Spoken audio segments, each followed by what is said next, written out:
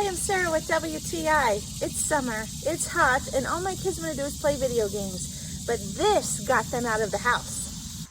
I am so thankful for this portable pop-up soccer goal net from ANC Pop. This thing has gotten my kids out of the house, and it comes with everything that you need to set it up. It comes with the soccer goal nets, it comes with the training cones, and it comes with a little bag to carry it all in.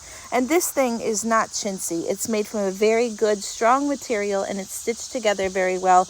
I know my kids are going to be rough on this, and I trust that it's going to hold up.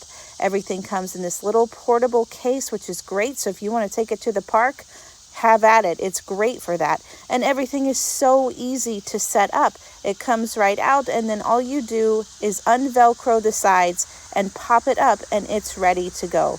You also just put the stakes in the ground on a windy day, or if your kids are going to be real rough on it, very simple to do.